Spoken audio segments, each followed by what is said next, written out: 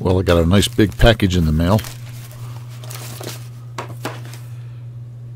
Steven and Tanya Becher, thank you very much. A nice big beautiful chunk of silver maple. Ambrosia. It's got a little bit of splitting, a little bit of checking going on there, but nothing too severe.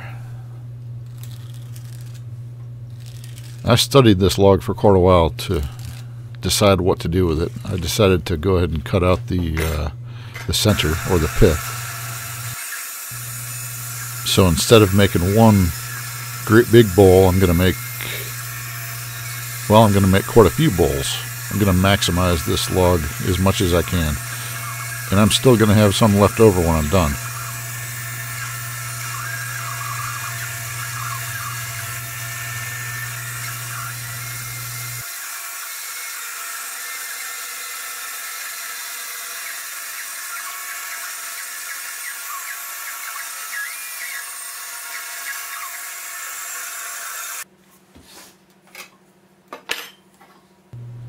And here I had to decide which side of the log to use.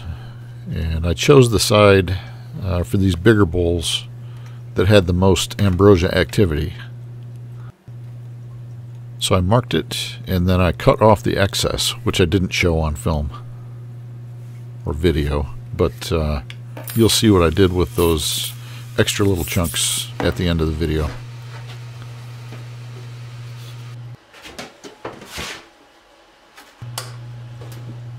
Now, once again, I used a combination of real-time footage mixed in with quite a bit of high-speed footage. There's quite a bit to show you in this video, so I'll stop running my soup cooler and let you watch.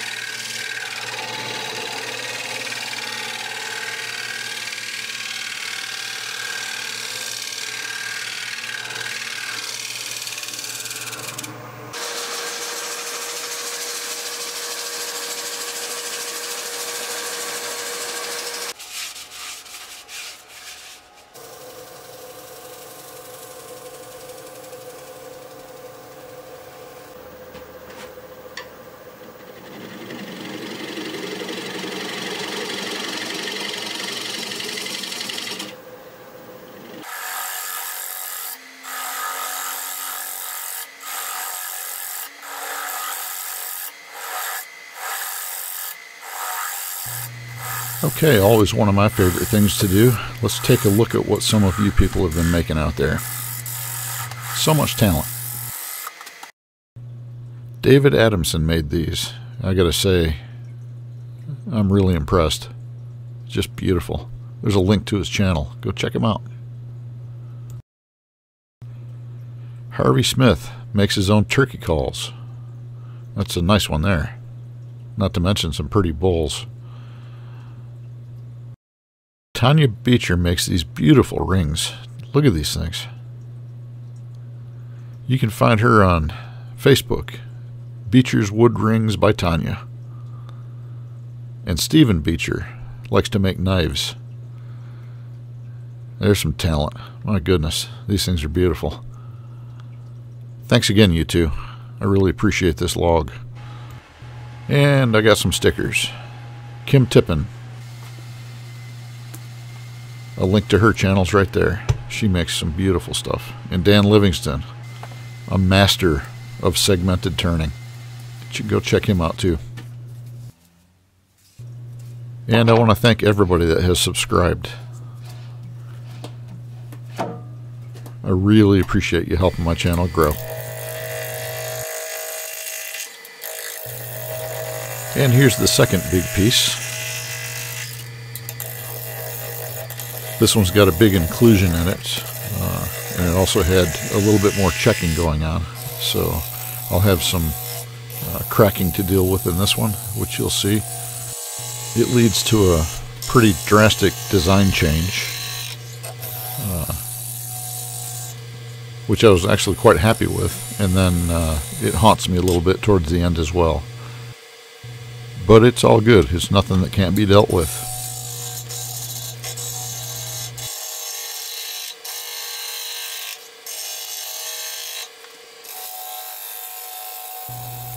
If I didn't mention it before, this is green wood. Just cut down maybe a month or so ago. But this is what you deal with sometimes when you're working green wood. It's just a pleasure to turn. But if you can get to it before it starts checking, so much the better. Otherwise, some of those little tiny checks can tend to run all the way through the wood.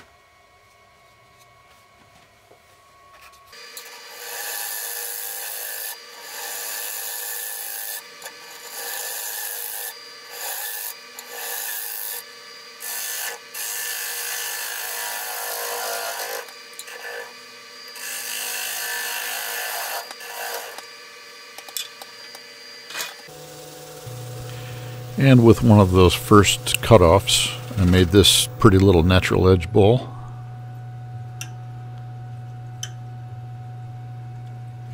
So that's bowl number 3, and this is bowl number 4, a little candy dish. I was quite happy with this little thing. But here's a look at all of them. Let me know what you think.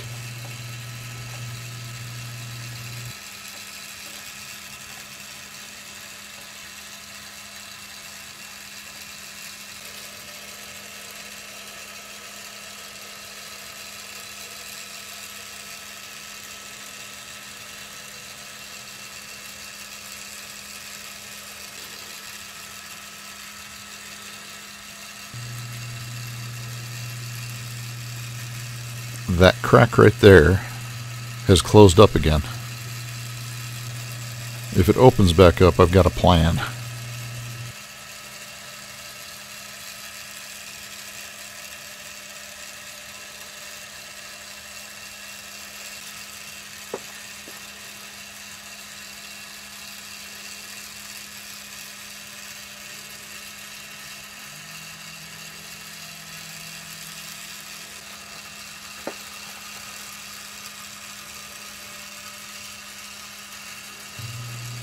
I left a little bit of the original chainsaw mark on this one, and I left a little bit of the original breakage on the rim of this one. That was a natural break, so a live edge just wouldn't have looked good on that one.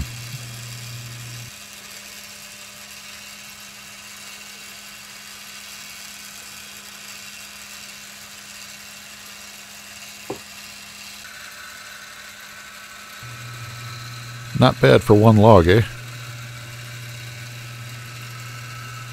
Thanks for watching. I really appreciate it.